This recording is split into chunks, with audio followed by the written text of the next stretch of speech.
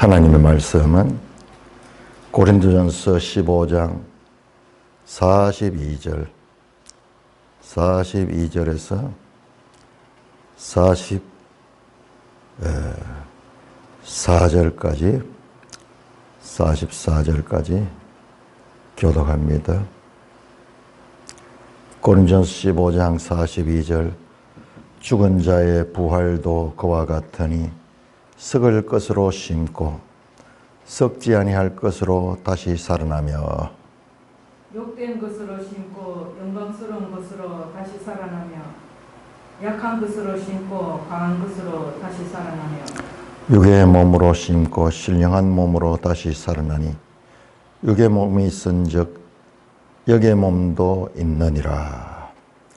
하나님 아버지 은혜를 감사합니다. 오늘 이 부활의 가르침들을 바르게 깨닫게 하여 주시옵소서. 예수님 이름으로 감사하며 기도드리옵나이다.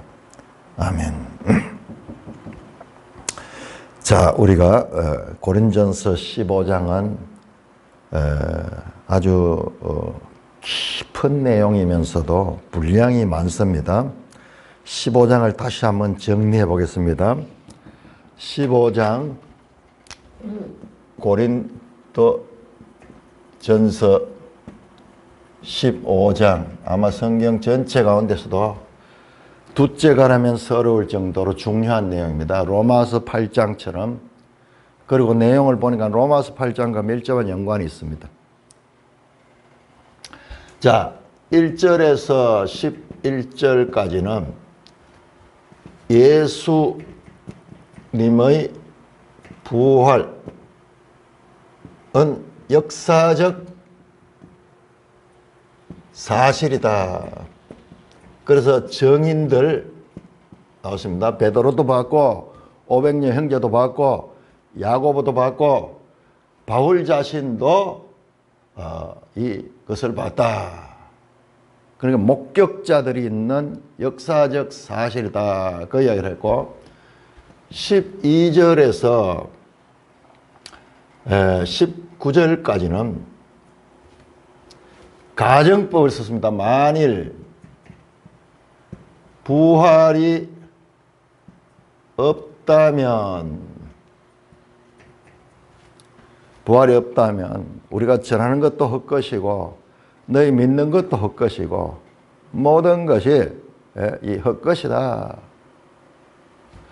자, 그런 다음에 20절에서 28절까지 여기 아주 중요합니다. 자, 20절에서 28절 여기가 중요합니다. 핵심 사상이 여기 있어요. 사실상 15장 전체 핵심 사상이 여기 있습니다. 이게 뭐냐 그러면은 부활은 있다. 자, 이걸 보면은 자, 29절에서 34절까지도 마찬가지로 요 12절과 19절과 같습니다. 만일 부활이 없다면 자, 이런 구조로 되어 있어요. 이 핵심 사상을 전하기 위해서 앞과 뒤로 가정법을 써서 없다면 가장 우리의 믿음도 헛된 것, 전하는 것도 헛된 것이고 우리가 세상에서 가장 비참한 자들이다.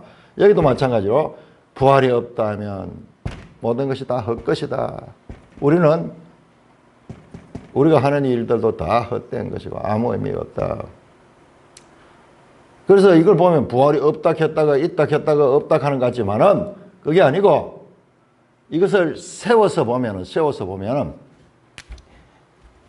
A와 A 다시 그다음에 이 교차 대구의 가장 중요한 내용이 여기 들어가 있죠. 자, 근데 여기 있는 내용은 뭐냐? 여기는 우주적 부활의 실상이 뭔가. 이거는요, 너무나 커서 이 부분은 우리가 읽어도 잘 감당을 못하는, 그래서 이 중요한 줄 모르는 거예요. 성경 전체에서 가장 중요한 얘기 나왔습니다. 만유의 주가 되시고 만물이 다 그리스도 앞에 복종하게 되고 최종적으로 그리스도께서도 그 복종한 그 만유를 성부 하나님께 바치는 내용입니다. 여기에서 뭐가 나오냐, 여기가 원수들을 다 없애고 맨 나중에 멸망받을 원수는 누구냐? 사망이죠. 사망. 이때가 언제입니까? 주님이 재림할 때입니다. 재림. 그러니까 재림과 부활은 23절 나오죠. 부활의 순서를 이야기하면서 먼저 그리스도가 부활했고 23절에 그 다음에는 그가 강림하실 때 그에 속한 자들, 예수 믿는 자들입니다. 안 믿는 자들에 대해서는 이야기하지 않습니다. 지금 예수 믿는 자들이 그때 부활한다. 24절 다음은 마지막이니, 마지막은 부활이 아니라 마지막은 최종적으로 온 세상을 멸망시킵니다.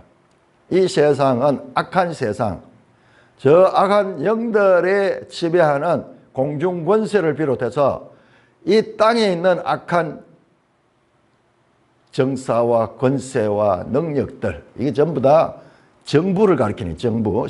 우리는 이 세상 나라밖에 보지 못하죠. 그러나 주님은 항상 악한 천사들의 세계도 보고 있죠.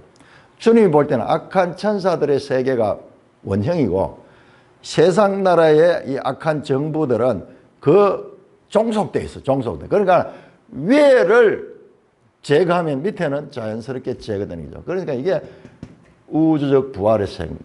이것을 오늘 우리가 보게 될 내용과 비교하면 이거는 공적인,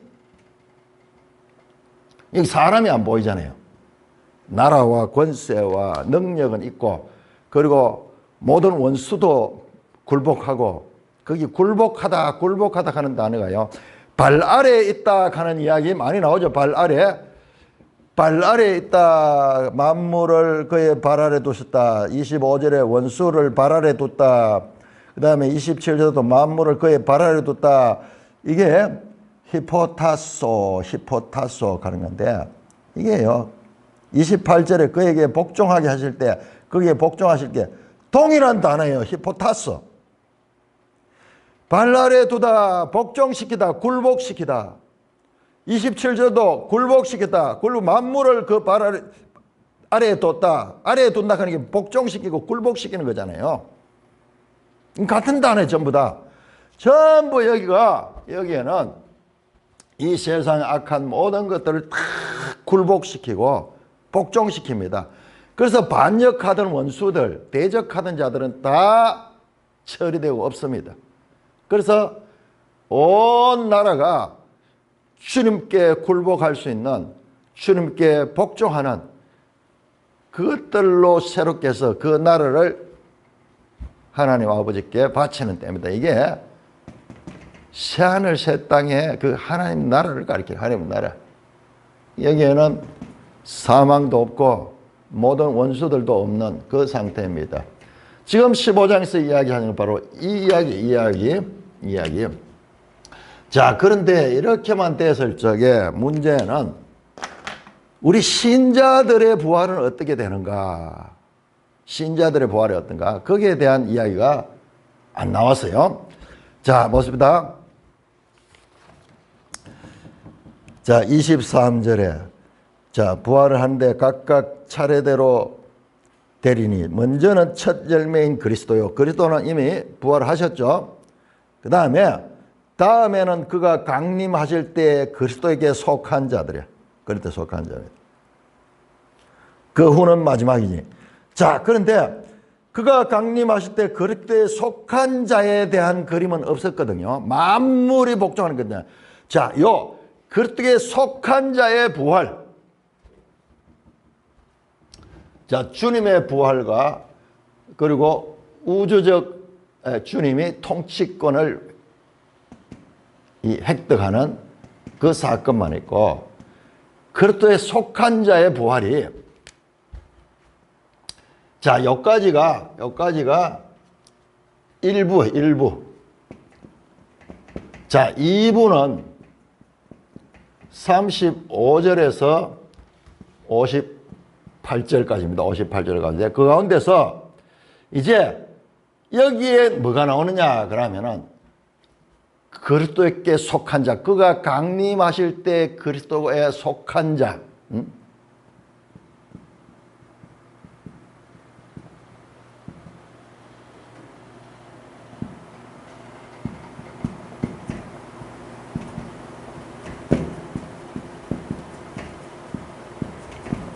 23절에 나오는 23절은 성도죠. 한마디로 성도들의 부활, 성도들의 부활에 대해서 지금 말씀하는데, 우리가 어제까지 뭐 했냐?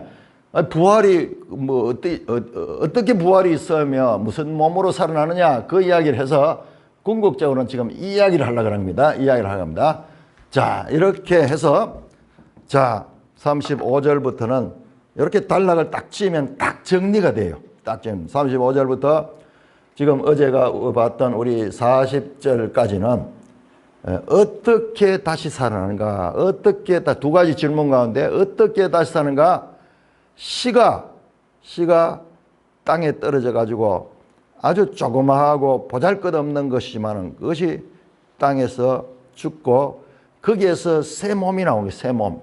그래서 나중에는 큰 나무도 되고 그다음에 맛있는 열매들도 주렁주렁 달리고, 이 씨와 나중에 그 결과, 그 몸은 상상할 수 없는 그와 같은 변화가 있다. 발전적 변화가 있다.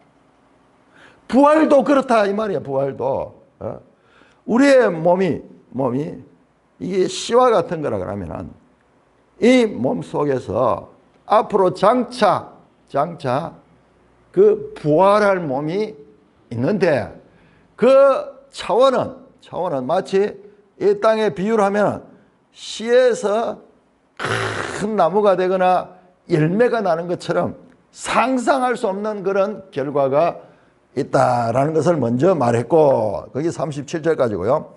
그 다음에 두 개의 질문에 걸쳐 35절, 어떻게 다시 살아나면 씨가 나중에 자라서 완전히 변화된, 그리고 큰 발전적인 변화를 이루는 그것처럼 그렇게 부활이 되며, 두 번째 질문은 어떠한 몸으로 오느냐, 그 몸에 대한 이야기를 했죠. 그래서 어제 말씀을 드렸습니다. 38절에 하나님이 그 뜻대로 그에게 형체를 주시고 각 종자에게도 그 형체를 주셨다. 자, 여기 이제 형체 가는 단어가, 자, 이거를 일단 정리를 해야 됩니다. 이러면은 이 고린도전서 이 복잡한 내용이 간단해요. 일단 요것만이라도 이거는 어려운 거 아무것도 없어요. 부활의 역사적 사건, 그 다음에 부활이 있다. 있는데 그 부활은 우주적 부활의 그 장면을 가르쳐 줬습니다. 자, 여기에는 이제 성도들의 부활을 가르쳐, 우리 관심은 여기에 있죠. 그러니까 이게 눈에 잘 안 들어오는 거야.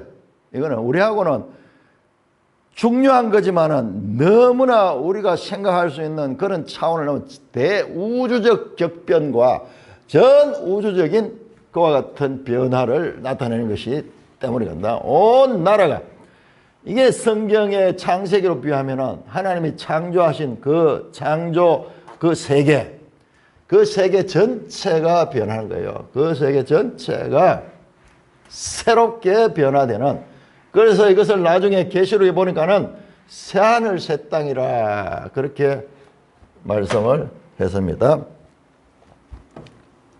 자, 두 가지 질문이다. 35절에 어떻게, 여기에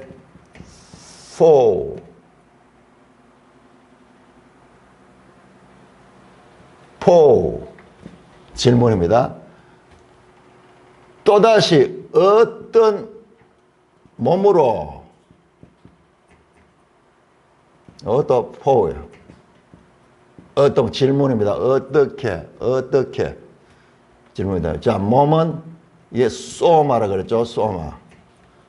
어떤 몸으로 부활할 수 있느냐 하는 질문입니다. 35절에 두 번째, 오늘은 두 번째 질문에 대한 답변입니다. 38절에 보면 하나님이 그 뜻대로 그에게 형체를 줬다. 형체하는 이게 몸이에요. 소마예요. 소마. 형체라고 그렇게 또 번역이 되는 거예요.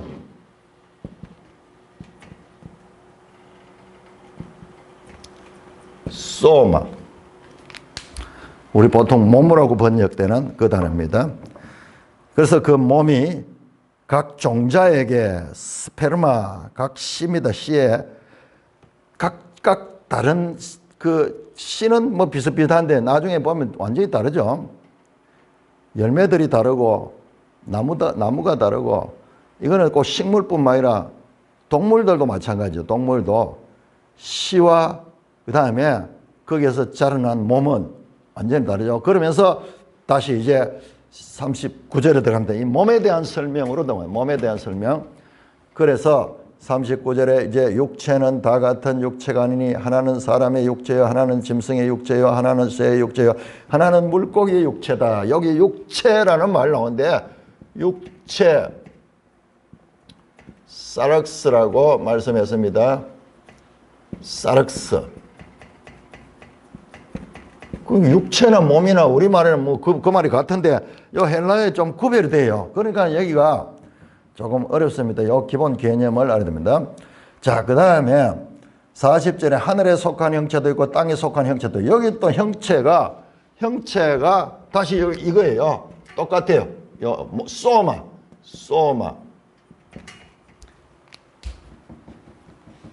그 다음에 이제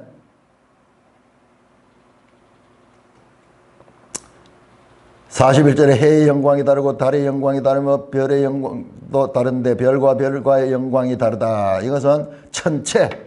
자, 먼저 식물 이야기했고, 씨뿌리는 식물 이야기했고, 두 번째는 이제 동물들, 사람, 짐승, 새, 물고기. 그 다음에 이제 마지막에는 저 천체의 몸, 천체가잖아요. 천체. 우리말로 천체가 우주공간 하늘을 이야기할 때 천체라 천체거든요. 천체. 그런데 이게 우리 번역이 똑같아요. 이게 체자가 뭡니까? 이게 몸이에요. 몸을 가리키는 거예요. 하늘 몸을 가리키는 하늘 몸. heavenly body예요. body. 소마. 이게 바로 우리가 한자에도 이걸 쓰는 거야. 천체, 하늘의 몸들. 그러니까 여러 몸들이 있죠. 해가 있고 달이 있고, 자, 이와 같이 천체에 다르고.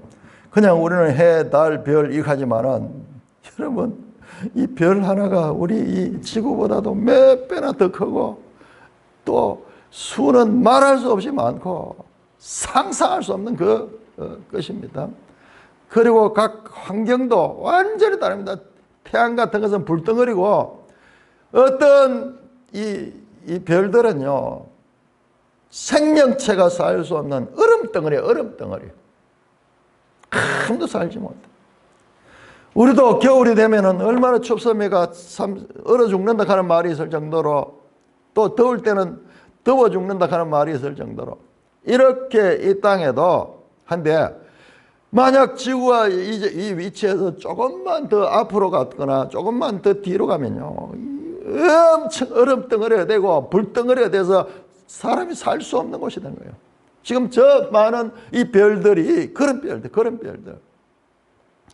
그건 각각 다 다르다. 그런데 여기는 영광이 다르고, 달의 영광이 다르고, 별의 영광이 다르고, 앞에 나올 때는 육체가 아니고 다 같은 육체가 아니다 그랬는데, 여기서 영광은요, 이 천체들은 우리가 봤을 때 빛을 내잖아요. 그러니까 어떤 천체의 어떤 고유한 속성, 뭐 그런 것들을 이제 나타내면서, 여기서 뭡니까? 자, 몸이 각각 다 다르다. 그러니까는 지금 몸 섰는 거 소마, 사륵스, 사륵스 이걸 어떤 몸으로 나오냐. 이게 우리 육체도 몸이잖아요. 육체, 사륵스 이걸 이야기하면 형체, 소마 이 몸을 또 이야기해요. 몸. 우리 한자로 이렇게 하니까 다른 가지 이게 지금 같은 몸을 이야기하는 몸. 이 질문입니다. 어떤 몸으로 다시느냐. 여기서 흩어지지 않습니다. 자, 그래서 지금까지 이렇게 저 식물의 비유, 그 다음에 동물의 비유, 그 다음에 천체의 비유를 한 것은 뭐냐. 오늘 본문입니다. 42절. 이 말씀을 하기 위해서 한 거예요. 죽은 자의 부활도 그와 같다. 저 씨가 다양한 씨에서 열매들 맺히듯이, 그 다음에 동물들의 각각 다른 몸이 있듯이, 저 천체의 별들이 각각 다른 그런 고유한 그와 같은 영광이 있듯이, 죽은 자의 부활도 그와 같다. 그러면서 썩을 것으로 심고 썩지 아니할 것으로 다시 살아난다. 썩을 것으로 심고 썩지 아니할 것으로 에게이로 다시 살아난다. 지금 딱 여기 형식이 똑같습니다. 43절에도 육된 것으로 심고 영광스러운 것도 에게이로 다시 살아나며, 약한 것으로 심고 강한 것으로 다시 살아나며, 육의 몸으로 심고 신령한 몸으로 다시 살아나며, 육의 몸이 있은즉 영의 몸이 있느니라. 자, 여기까지 읽는데 지금 여기 운율을 가지고 있죠. 무엇으로 심고 무엇으로 다시 살아나며, 무엇으로 심고 무엇으로 다시 살아나며, 부족한 것을 심고 영광스러운 것으로 살아나는 말씀입니다. 마치 씨를 심어서 나중에 거기서 열매가, 놀라운 열매가 나듯이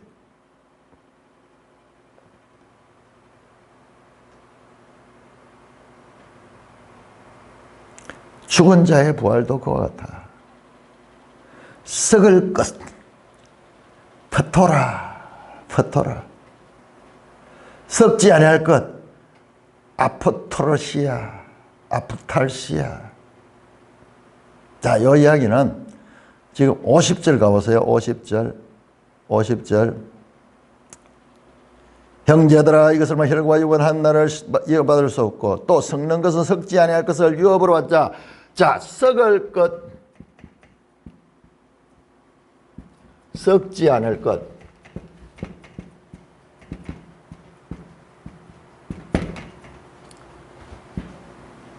더 좋은 것이죠. 더 좋은 것.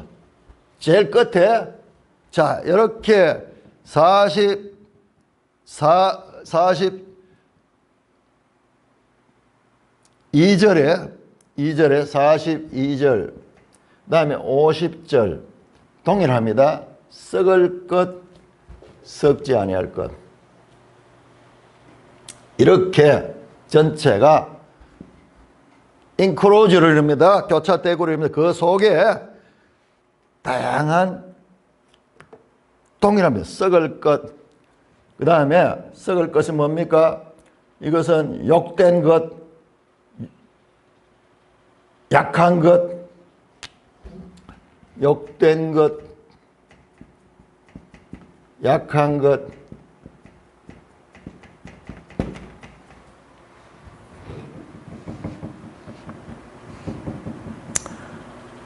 육의 몸, 신령한 몸, 육의 몸, 자, 신령한 몸, 약한 것, 강한 것, 욕된 것, 영광스러운 것. 욕된 것 좀 수치스럽고 부족한 것, 썩을 것, 썩지 아니할 것, 끝에 썩을 것, 썩지 아니할 것. 이렇게 대조하며, 자, 이것이 뭐냐? 이게 이 이야기가 연결이 됩니다. 이 이야기와 이것이 씨에서, 이게 씨라 그러면은 이게 나중에 거기서 자라난 그 열매처럼 대조를 하면서, 자, 말씀이 이어집니다. 45절에서 50절까지 교독합니다. 45절에서 50절. 45절. 기록된 바 첫사람 아담은 생령이 되었다 함과 같이 마지막 아담은 살려주는 영이 되었느니라. 그러나 먼저는 신령한 사람이 아니요 육의 사람이라. 그 다음에 신령한 사람이니라. 한 번 더 읽었어. 계속 읽어. 첫 사람은 땅에서 났으니 흙에 속한 자이니와 둘째 사람은 하늘에서 나셨느니라. 무릇 흙에 속한 사람들은 저 흙에 속한 자와 같고 무릇 하늘에 속한 자들은 저 하늘에 속한 이와 같으니 우리가 육계에 속한 자의 형상을 입은 것 같이 또한 하늘에 속한 이의 형상을 입으리라. 형제들아 내가 이것을 말하니 혈과 육은 하나님 나라를 이어받을 수 없고 썩는 것은 또한 썩는 것은 썩지 않은 것 유업으로 받지 못한. 자, 이것은 하나님 나라를 유업으로 받을 수 없는 기고 이것은 유업으로 받을 수 있습니다. 자, 여기에서 중요한 게 지금 여기 나왔습니다. 육의 몸 갈 적에 여기는 지금까지 안 나왔던 사륵스, 소마도 아닌 여기는 푸시케가 나왔어. 푸시케. 자, 여기 중요합니다. 푸시케. 여기는 pneuma. 영이면 성령 갈 적에 그 영. 신령한 칸이 이상한데 영의 몸으로 난다. 신령한 몸, 영의 몸으로 난다. 자, 그러니까는 이쪽은 신령한 몸, 이쪽은 육의 몸인데 이게 더 이제 구체적으로 첫사람 아담. 첫사람 아담이 생령이 됐다고. 생령. 뭐예요? 이거는 번역이 안 돼요. 이거 아니에요. 이거 아니고 이겁니다. 퍼시케, 조에. 살아있는 퍼시케 됐다. 이게 퍼시케예요. 살아있는 영이 됐다. 살아있는 생명이 됐다. 이게 보통 복음서에는 목숨이라고 번역되는 그 단어예요. 생명이라는 거는 영이 뭐 성령 같이 그게 아니에요. 그래서 이 번역이 너무 잘못된 거예요. 이걸 문자적으로 보면 살아있는 육이에요. 왜냐하면 여기서 육의 몸, 프시케 소마로 됐기 때문에 이 이거 같은 이야기야. 그러니까 요 44절과 45절이 지금 연결되는 거예요. 거기 가서 딱 맺어졌잖아요. 뭐로 심고 뭐로 다시 살면 뭐로 심고 뭐로 다시 살고 해놓은 끝에 가지고 어떻게 하냐. 육의 몸이 선적 영의 몸이 있다. 요 육의 몸이 퍼시케고 지금 첫사람 아담 이야기 나오잖아요. 첫사람 아담이 생명이 됐다. 퍼시케다. 퍼시케 조에 살아있는 이 퍼시케가 됐다. 마지막 아담. 자, 첫사람은 마지막 아담. 이건 생명 주는 영. 생명 주는 영. 이걸 지금 대조하려고 하는 생명이라고 부르는 게 이것도 생명이잖아요. 이게 아니고 이거는 육에 살아있는 육에 지나지 않았고 마지막 아담 예수님은 생명을 주시는 영이다. 그러니까는 성령을 받아라. 이 생명이 이게 성령이요 신령한 영. 내가 말한 것이 영이요 생명이다. 성령은 영원한 생명이요. 영은 죽음 가는 게 없어요. 그러나 퍼시케는 죽습니다. 그래서 첫사람 아담은 생명이 되었다. 이게 창세기 2장 7절인데 우리 번역이 그렇게 되어 있어요. 이건 너무 치명적인 잘못이에요. 너무나 인간 존재에 대해서 오해하도록. 아니 어떻게 퍼시케에서 생명이라는 게 뭐 살아있는 영이잖아요. 스피리추얼하잖아요. 전혀 아닙니다. 이거는. 이게 되면 말이 안 돼요. 마지막 아담이랑 똑같아. 살아있는 영이고. 마지막 아담은 영이에요. 생명을 주시는 영.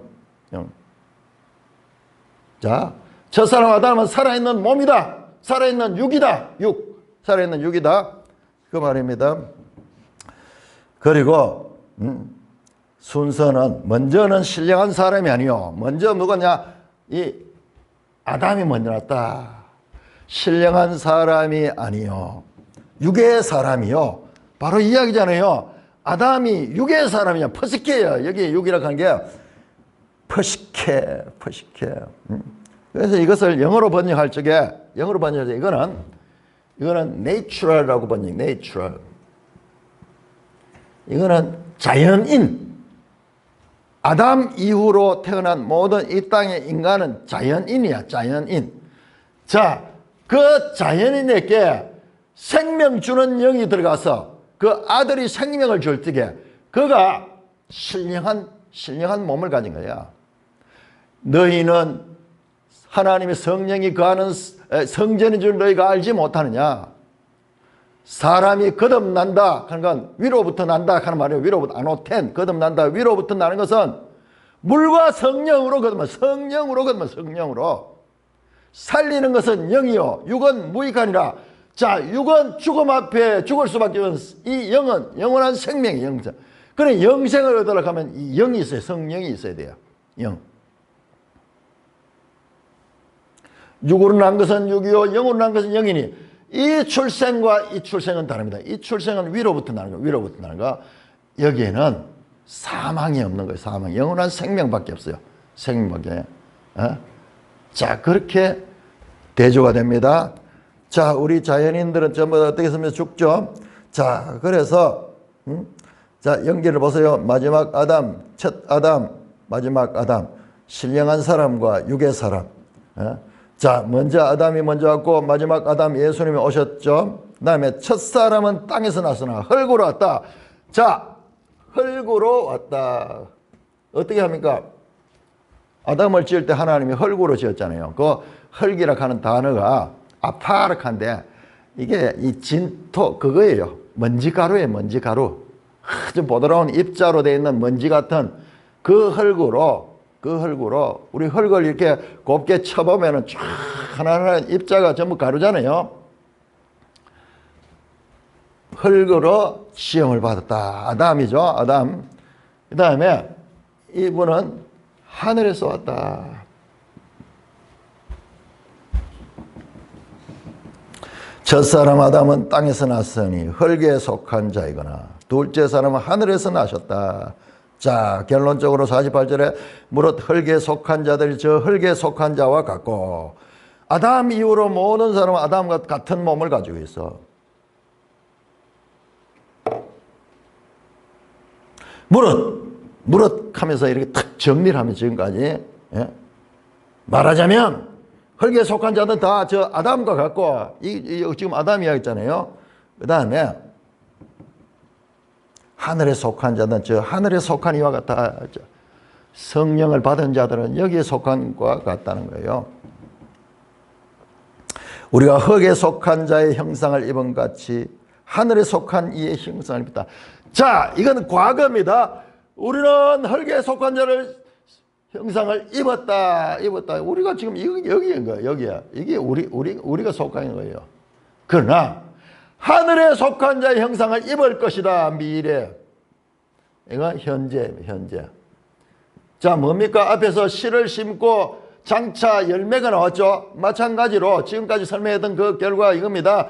우리가 비록 이렇게 이 현재 있지만은 우리가 성령이 우리 가운데 있기 때문에 우리가 장차 하늘에 속한 자의 몸을 입게 될 것이다. 자, 하늘에 속한 자처럼 그 어떻게 하면 형상을 입는다. 형상. 야, 여기 또 형상이라는 단어는 또 달라요. 우리는 형상, 형체, 육체, 몸 뭐 전부 같은데 여기 형상은요 다르게 번역해녀가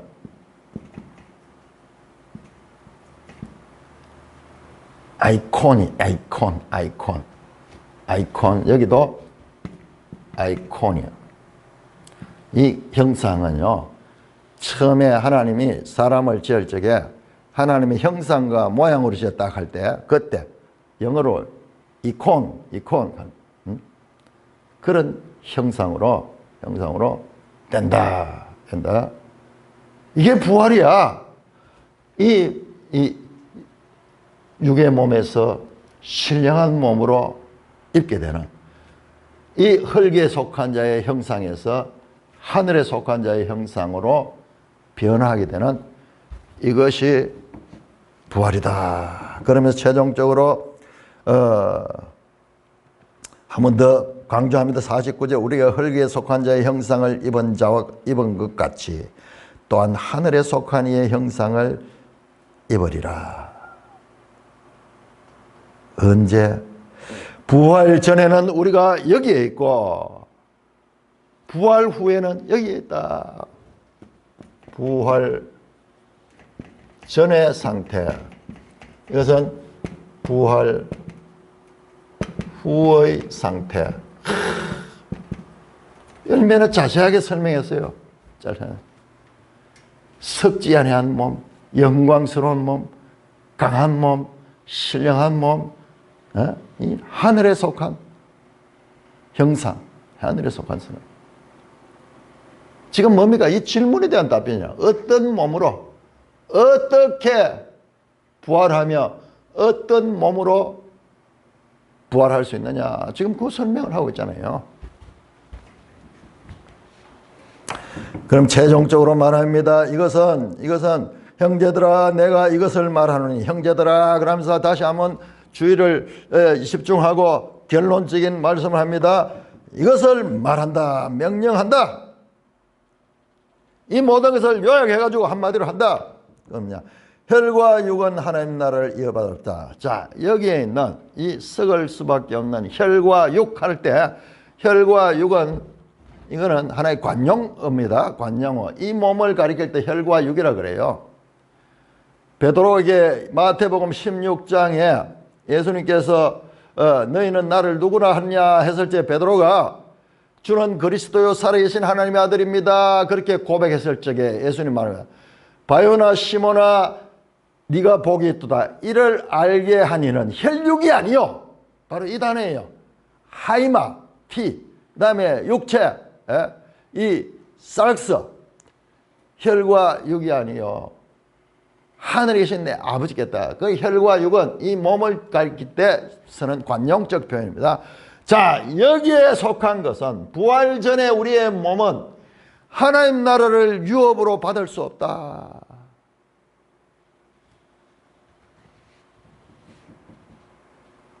썩는 것은 썩지 않은 것으로 유업으로 받자. 다 이 전체가 뭡니까? 썩는 것으로 시작해서 마시죠. 이것은 하나님 나라를 유업할 수 없다. 하나님 나라를 유업으로 받으려고 하면 여기에 가 있다. 여기에 이 몸을 입어야 된다. 참, 부활이 바로 하나님 나라를 유업으로 없는 그런 이 몸을 가리키는 것이다. 이렇게 설명하고 있습니다. 자, 이렇게 35절에서 50절까지는 어떻게 부활하며 어떤 몸으로 부활하느냐? 그 질문에 대한 정확한 답변이에요. 이 몸으로는 할 수 없고 이 몸으로 부활이 되어서 자, 이 몸을 가진 자들이 어떻게 부활이 되느냐를 설명합니다. 51절입니다. 51절에서 57절까지 교독합니다. 어마어마한 내용이 나옵니다. 보라, 내가 너에게 비밀을 말하노니 우리가 다 잠잘 것이 아니요 마지막 나팔의 순식간에 호련히 다 변화되리라. 52절 읽어주세요.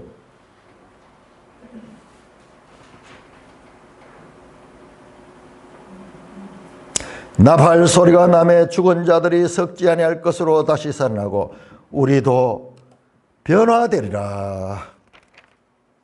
이 썩을 것이 반드시 썩지 아니할 것을 입겠고 이 죽을 것이 죽지 아니함을 입으리로다. 이 썩을 것이 썩지 아니함을 입고 이 죽을 것이 죽지 아니함을 입을 때에는 사망을 삼키고 이라고 기록된 말씀이 이루어지리라. 사망아 너희 승리가 어디 있느냐? 사망아 내가 쏘는 것이 어디 있느냐? 사망이 쏘는 것은 죄요 죄의 권능은 율법이라. 우리 주 예수 그리스도로 말미암아 우리에게 승리를 주시는 하나님께 감사하노니. 자, 거기까지 보겠습니다. 자, 이렇게 지금 부활에 어떻게 부활하며 어떤 몸으로 부활하냐를 자세하게 설명했죠. 지금 그 이야기잖아요. 자, 그 다음에 형제들아 하면서 말씀합니다. 보라 힘내 behold 이두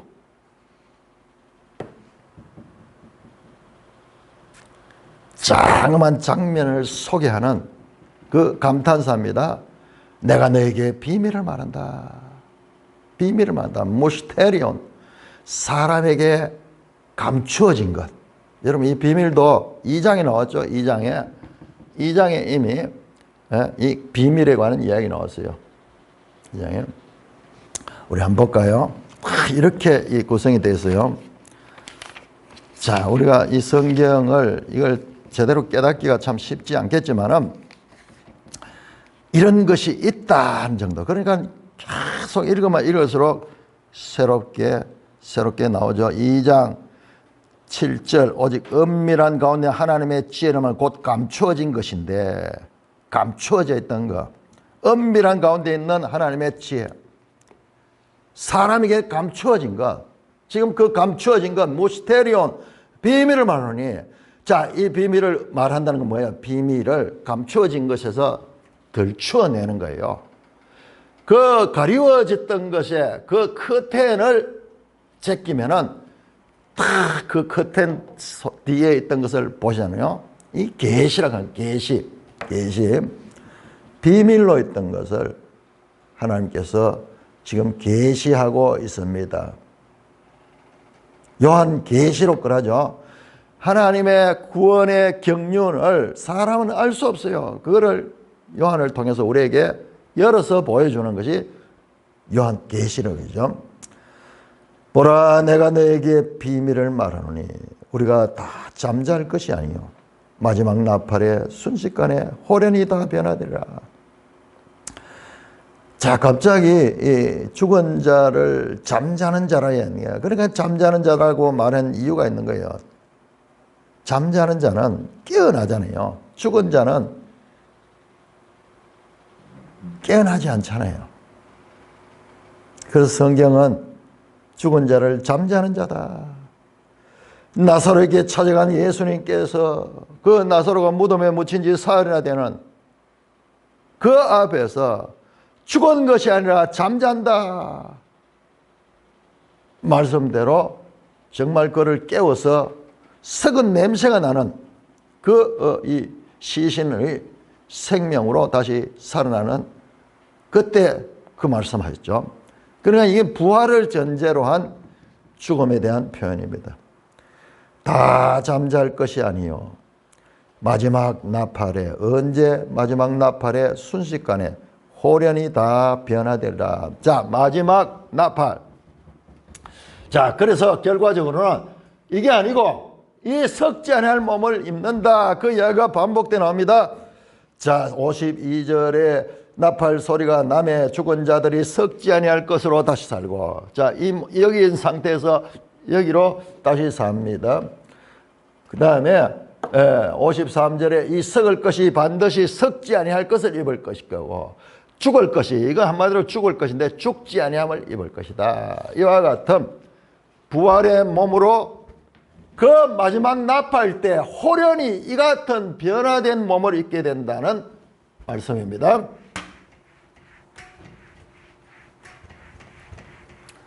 여러분 이게 얼마나 놀라운 말씀이에요. 이게 세상에 누가 알 수 있는 말이에요. 하나님의 말씀의 비밀, 인류가 어떤 철학자도 어떤 사상가도 알 수 없는 것을 우리는 지금 여기서 알게 되는 겁니다.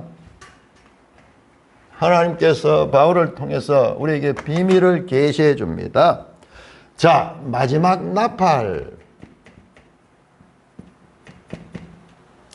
자, 이때가 언제냐 그러면요.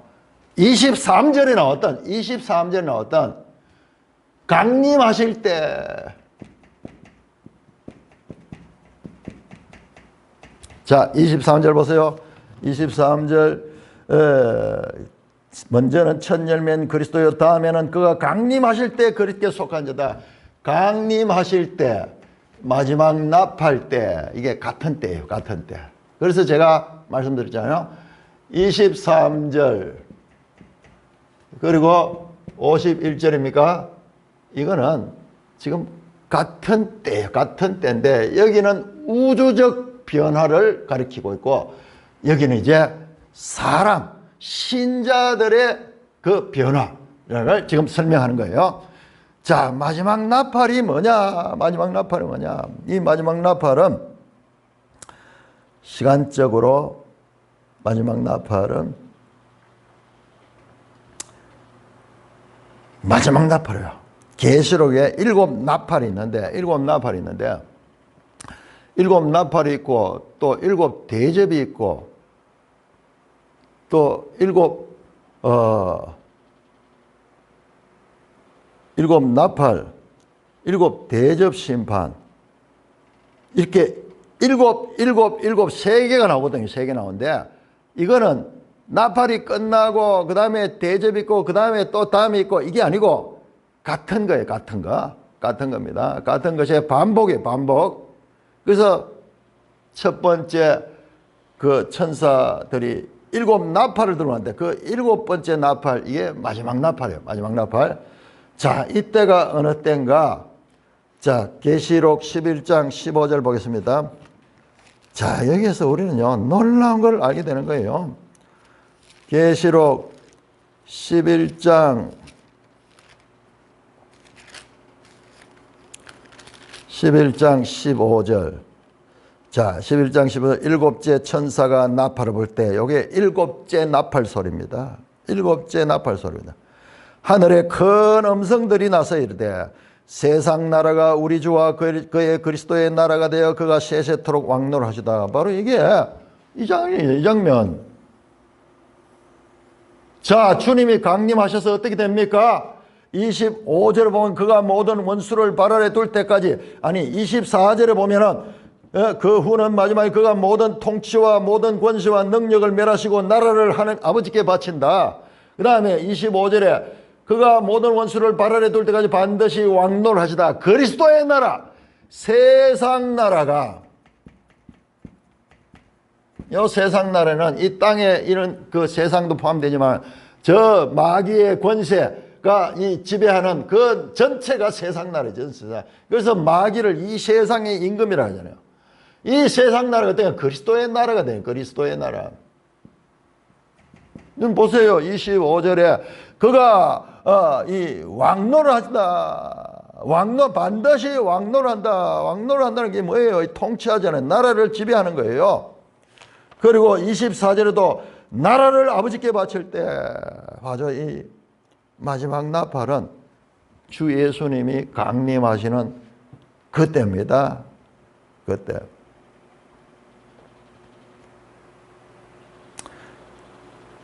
그리고 16절부터 보면은 요한계시록 11장 15절 이 마지막 나팔이 볼 때는 이 세상 나라가 그리스도의 나라가 돼. 이 세상 나라는 없어지고 온전히 이 세상 나라가 하나님께 온전히 복종하는 만유 중에 계신 그 하나님 앞에 만유가 복종하는 그것입니다. 그러자 16절 이하에서 하나님이 자기 보좌에 앉아있던 24장로가 엎드려 얼굴을 땅에 대고 하나님께 경배하며 감사하옵나니 애적에도 계셨고 지금도 계신 주 하나님 곧 전능하시니요 친히 그 큰 능을 잡으시고 왕노를 하시더라. 이방들이 분노하며 주의 진노가 내려 죽은 자들을 심판하시며 종 선지자들과 성도들과 그 작든지 큰 자든지 주의 이름을 경외하는 자에게 상 주시며 땅을 망하게 한 자를 멸망하시는 그때가 바로 이때인 거예요. 여기에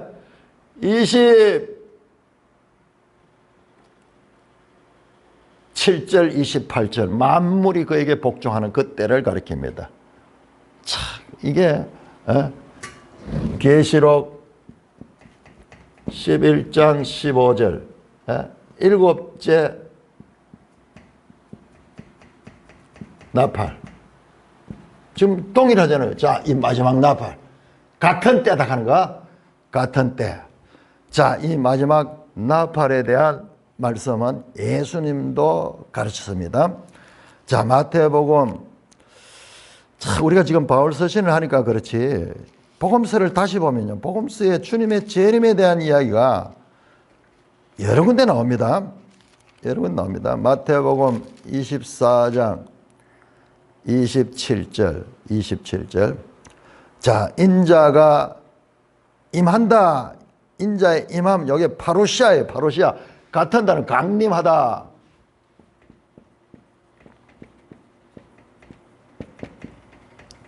임하실 때, 강림하다 하는 요 단어잖아요. 강자를 빼면 임하다 하는 것 같은 겁니다. 이게 원어가 같습니다. 인자의 임함, 파루시아도 그러하다. 죽음 있는 것이 독수리 먹다. 자, 보세요. 29절에 인자가 임할 때는 그날 환란 후에 즉시 해가 어두워지며 달이 빛을 내지 않으며 별들이 하늘에서 떨어지며 하늘의 권능들이 흔들리더라. 여러분, 주님이 재림할 때 여러분, 우리가 이걸 알아야 됩니다. 지금 가지고 있던 이 우주적 질서가 흔들리는 거예요. 이 질서가 아니에요. 그때 인자의 징조가 하늘에서 보이겠고 그때 땅의 모든 족속들이 통곡하며 그들이 인자가 구름을 타고 큰 능력과 영광으로 오는 것을 보리라. 그가 큰 나팔 소리와 함께 천사들을 보이니 그들이 그의 택하신 자들을 하늘 이 끝에서 저 곳에서 사방에서 주님이 오시는데 천사들과 함께 오시는 천사들. 그래서 그의 택하신 자들, 사람 입장에서 보면 그리스도께 속한 자들, 그리고 하나님 입장에서 보면 하나님이 택하신 자들, 그 자들을 사방에서 불러 모으는 거예요. 사방에서 불러 모으는. 자, 여러분, 이걸 봐야 됩니다. 그 인자에 임할 때는 우주적 질서가 이런 질서가 아니에요. 지금 이때 우리의 몸도 이렇게 변화되시, 앞에 신령한 몸으로 변화됐다시 이 우주의 질서도 흔들리는 거예요. 해가 어두워지며 달이 빛을 내며 별들이 하늘에서 떨어지며 하늘의 권능들이 흔들리는, 그러니까 지금 현재 이 질서가 아니에요. 이건 지금 임시적인 거예요. 임시적. 새로운 질서로, 대격변을 위해서 새로운 질서로 편입되게 이 몸살을 앓는 것 같은 그런 것이 일어나는 거예요. 그러면서 어떻게 합니까? 인자가 구름을 타고 큰 능력과 영광을 오며 그가 큰 나팔 소리와 함께, 이 나팔 소리, 마지막 나팔 소리, 이 나팔 소리와 함께 천사들을 보내니 그들이 그의 택한 자 하늘 이 것이 저 것을. 자, 이거 잘 봐야 됩니다. 예수님 말씀입니다. 천사들이 같이 와서 구원하는 거예요. 택하신 자들 여기저기에서 다 모두어내는 거예요. 알곡을 추수해서 알곡을 모두어 놓듯이 지금 온 땅에 그 알곡들을 불러내는 거예요. 이때 죽은 자들이 살아나는 거예요. 살아나서 그들이 지금 다른 비유는 양과 염소처럼 하나는 오른쪽에 모이고 하나는 왼쪽에 모이듯이 그와 같은 장면을 말합니다. 바울은 데살로니가 전서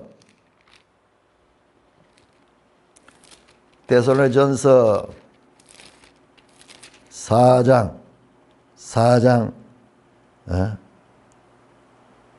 15절부터 보세요. 강림합니다. 우리가 주의 말씀으로 너에게 이것을 말하는 주께서 강림하실 때까지 우리 살아남은 자도 자는 자보다 결코 앞서지 못한다. 자, 여기도 그렇고 지금 오늘 고린도전서에도 그렇고 바울은 자신의 시대에 주님이 재림할 줄 알았던 것 같아요. 그래서 죽은 자들도 살아나고 살아있는 자들도 변화되는 거예요. 자, 고린도전서 15장 51절 보라 내가 비밀을 너에게 말하니 우리가 다 잠잘 것이는 마지막 나팔의 순식간에 호련히 다 변하라. 나팔 소리가 나며 52절에 죽은 자들이 썩지 아니할 것으로 다시 나고 부활의 몸으로 다시 살아나죠. 그 다음에 우리도 변화되라. 살아있는 자들도 신령한 몸으로 변화되는 거예요. 죽은 자들만 변화되는 게 아니라 변화된 몸은 같을 거예요. 같은 신령한 몸이 되는 거예요. 죽은 자들도 산 자들도 그때 변화가 있는 거예요. 그러나 이게 말이 쉽지, 이게 그냥 몸만 슉 바뀌는 게 아니라 이 우주적 대격변에 그와 같은 상황이 되는 겁니다. 지금 여기도 마찬가지죠. 데살로니가 전서 4장에도 그렇게 나옵니다.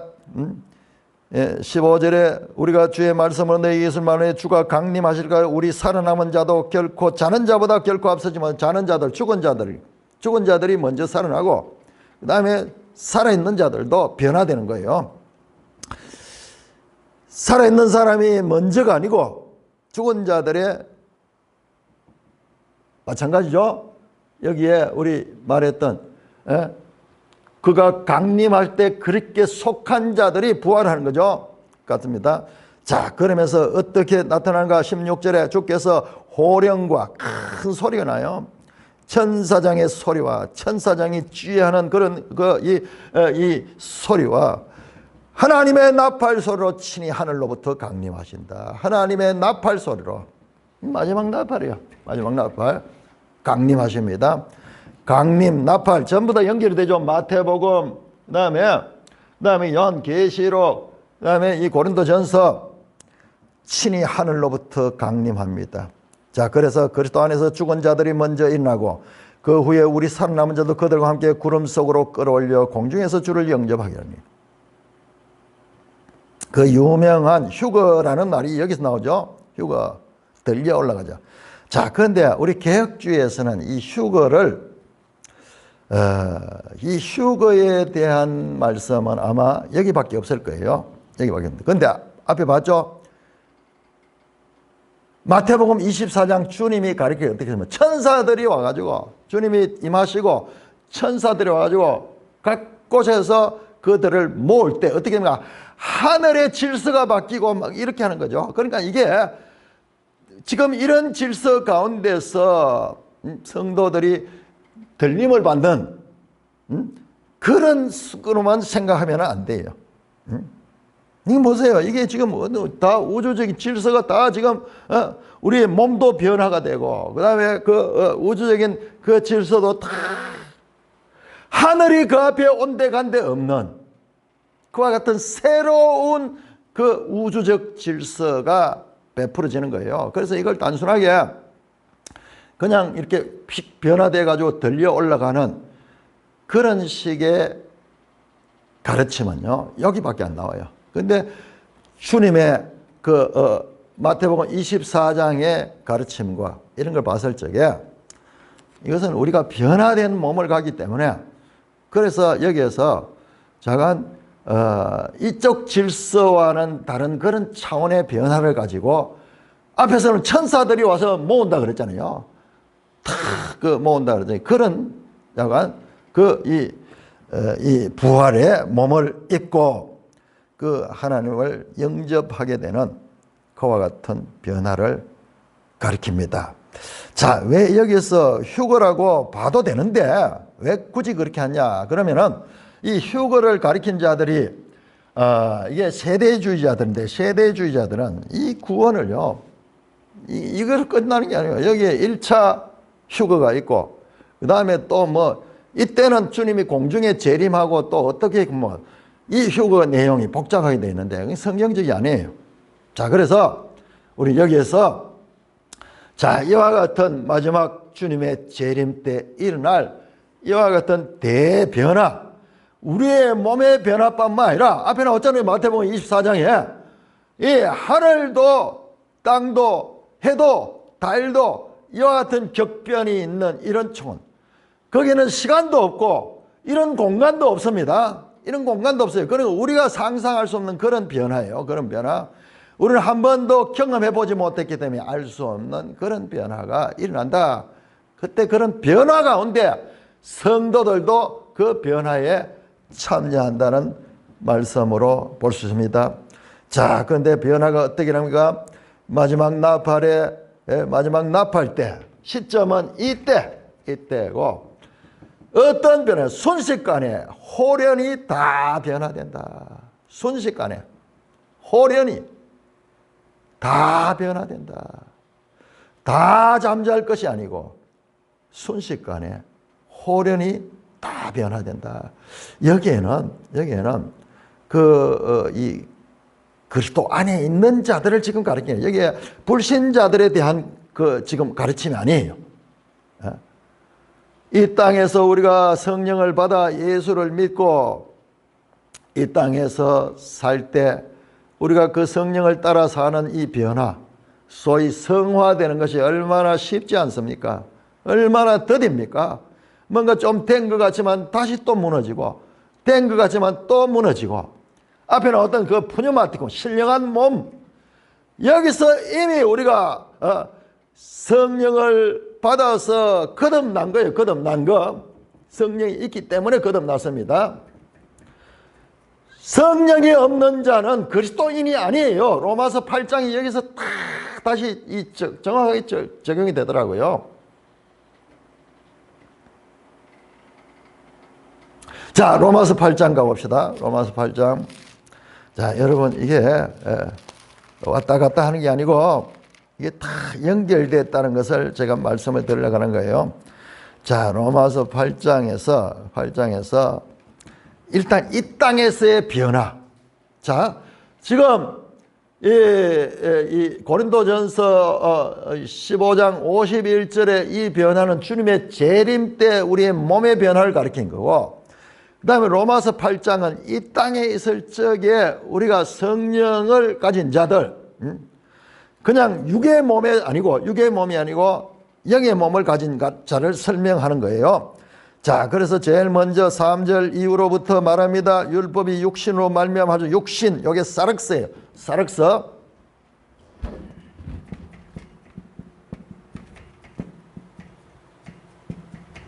자, 육신. 이 사륵스로 할 수 없는 거예요. 이거는 육신이 연약해서 할 수 없다. 앞에 나왔죠. 연약한 것, 약한 것을 신고 강한 것을 안고, 약한 것, 이 육신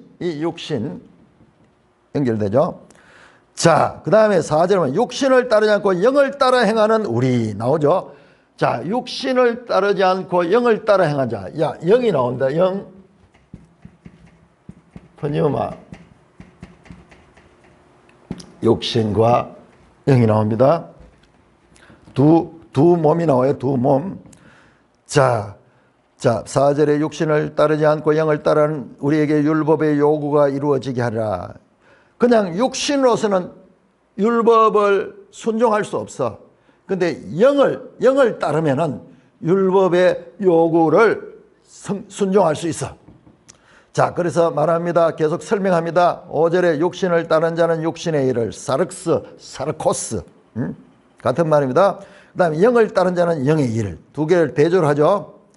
앞에는 어떤 이 몸이잖아요. 이 몸, 육의 몸, 신령한 몸, 그 몸이 장차 이제 그 몸으로 연결될 이 기초가 여기에요. 이 땅에서 이루어지는 그 기초가 결과적으로 6절에 육신의 생각은 사망이요 영의 생각은 생명과 평안이라. 자, 생각하는 거 이거는 하나의 지향성을 가리킨 거야. 자, 육신은 사망으로 결과, 그러나 영은 생명과 평안으로 갑니다. 자, 육신의 생각은 하나님과 원수가 되느니 이는 하나님의 법에 굴복하지 않을 뿐 할 수도 없다. 자, 이 육신 사륵스는 하나님과 원수예요. 그래서 고린도전서 15장 25절에 그가 모든 원수를 그 발에 둘 때까지 반드시 왕노하라. 모든 원수, 육신에 속한 거, 이거는 하나님을 대적하는 거예요. 대적하는 거. 이게 다 복종신이야. 그 발 아래 다 두는 거예요. 자, 그래서 이 육신의 생각 하나님과 원수는 이는 하나님의 법에 굴복하지 않을 뿐 할 수도 없다. 이거는 본질적으로 이것은 안 되는 거예요. 이것으로서는 할 수 없는 거예요. 그래서 이 육신의 몸으로 할 수 없고 신령한 몸을 입는데 아니 그런데 우리가 여기서 이 육신이 멸하여진 것 같은 모르지만 멸하여지지 않은 상태에서 어떻게 우리가 그렇게 될 수 있는가? 그걸 지금 가르칩니다. 자, 8절 육신에 있는 자는 하나님을 기쁘게 할 수 없느니라. 자, 육신은 안 됩니다. 그러나 만일 너희 속에 하나님의 영이 거하시면 너가 육신에 있지 않고 영에 있다. 그런데 이 육신을 가지고 있는 이 속에 우리의 성령을 우리가 가지고 있으면요, 이 육신이 아니라 영을 가진 자라고 말하는 거예요. 영을 가진 자라고 말씀하고 있습니다. 누구든지 그리스도의 영이 없으면 그리스도의 사람이 아니라 우리가 예수를 믿는 그리스도인 되는 것은 이 영이 있기 때문인 거예요. 이 영이 우리를 믿음을 가지게 하고 이 영이 우리를 순종하게 하고 이 영이 우리를 하나님의 자녀로서 남아있게 하는 거예요. 10절입니다. 또한 그리스도께서 너희 안에 계시면 몸은 죄로 말미암아 죽은 영은 의로 말미암아 살아있는 거다. 자, 몸, 이게 쏘마 나오죠. 몸은 죄로 말미암아 죽은 거야. 그러니까 이 몸은, 이 육신의 이 몸은 사망이에요, 사망. 그러나 영은 생명, 살아있다는 거야. 자, 우리 이 육의 몸 속에 영이 있기 때문에 몸은 죄로 말미암아 죽은 영은 의로 말미암아 살았다. 이야, 여기 보세요. 몸이 죽는 이유는 죄. 영이 사는 이유는 의. 야, 죄. 정확합니다. 의는 죄가 없는 상태예요. 죄는 죄된 상태고. 그러니까는 죄에서 의인이 되려 하면 죄 사함을 받아야, 죄 사함을 받은 상태예요. 이 상태는 지금 죽어서 완전하게 된 게 아니고 살아있는 존재인데도 이 몸을 가지고 있으면서도 성령이 있을 때는 이 살아있는 존재인 거예요. 이게 지금 신령한 몸을 입을 사람이에요. 10절 그리스도께서 너희 안에 계시면 몸은 죄로 말미암아 죽으니 영은 의로 말미암아 살아있다. 또 나오네요. 영은 의로 말미암아 살아있는 것이다. 예수를 죽은 자의 가운데서 살리신 이의 영이 예수를 죽은 자 가운데 살리신 이가 하나님이잖아. 하나님의 영. 그게 하나님의 영, 성령이요. 성령이 너희 안에 거하시면 그리스도를 예수를 죽은 자 가운데 살리시니가 너희 안에 거하시는 그의 영으로 말미암아 너희 죽을 몸도 살리라. 이 영 때문에, 우리 안에 계신 이 영 때문에 이 죽을 몸을 생명으로 바꾸는 거예요. 생명이. 지금 그 말이 뭡니까? 그 말. 죄, 사망, 그 다음에 의, 생명. 이게 사람으로 할 수 없고 이것은 하나님으로부터 하나님의 의로움을 입어서 생명. 지금 그 이야기잖아요. 지금 이것은 이 땅에 살면서 우리 예수 믿는 자들. 자, 그렇게 해서 그 이후에도 다 같이 그 말씀입니다. 자, 그래서 지금 이것은 이 땅에서 믿는 자들의 상태를 가리킨 것이고, 지금 고린도전서 15장은 주님의 재림 때 믿는 자들이 이 몸이 정말 육의 몸은 다 버리고 영원한 생명의 몸으로, 신령한 몸으로 변화된다 하는 것을 말씀하는 거죠. 지금 이렇게, 이게 뭐 로마서 8장이 뭡니까? 로마서 가운데서 성경 전체에서 가장 중요한 인간의 이 구원과 이 사망의 그 원리를 가르쳐 주는 것이에요. 지금 여기는 재림할 때 그 자들이 어떻게 변화되는가를 지금 보여주고 있는 것입니다. 자, 이 변화는 이 땅에서는 쉽지 않습니다. 그래서 성령을 가진 자들도 육신에 이끌려갈 때가 많아서, 육신에 이끌려갈 때 계속 육신대로 살면은, 로마서 8장 12절 형제들아 우리가 빚진 자는 육신에 져서 육신대로 살 것이나 너 육신대로 살면 반드시 죽을 것이로되 영으로서 몸의 행실을 죽이면 살리니. 성령을 따라 살고 육이 막 이끄는 것, 그것을 억제시키고 그것을 잠재우고 계속 성령을 따라 살아야 된다. 14절 무릇 하나님의 영으로 인도함을 받는 사람은 하나님의 아들이라. 하나님의 아들이 되는 거예요. 하나님의 아들. 그들은 누굽니까? 바로 여기 나오잖아요. 17절에 자녀이면 또한 상속자니 우리가 그와 함께 영광을 받게 고난도 함께 하는. 상속자예요. 상속자.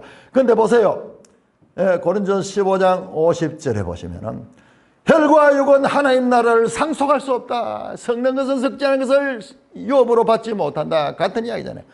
바로 성령이 있는 자들, 그들이 이 유업을 받는 자인 거야. 유업을 받는 자. 이 변화가 마지막 종말 때는 순식간에 호련히 변하는 거예요. 그래서 우리가 이 땅에 이 육의 몸을 가지고 있고 그 안에 성령이 있을 적에는 이 둘이가 하는데 이 악한 영의 이 몸의 이 소욕이 막 우리를 막 이끌어가면서 성령이 소멸되는, 성령을 따라 행하는 것이 아니고 그렇게 될 때가 있어요. 그런데 이 땅에서도 우리가 계속 영을 따라 행하면서 육을 억제하고 완전히 할 수는 없어요. 억제하고. 그러나 이 죽음 후에 이 부활의 때는 완전히 이런 경쟁 관계가 아니라 완전히 자유함을 입어서 바로 변화를 받게 된다고 말씀합니다. 자, 이 부분은 우리 내일 더 자세하게 설명하도록 하겠습니다. 찬송가 328장입니다.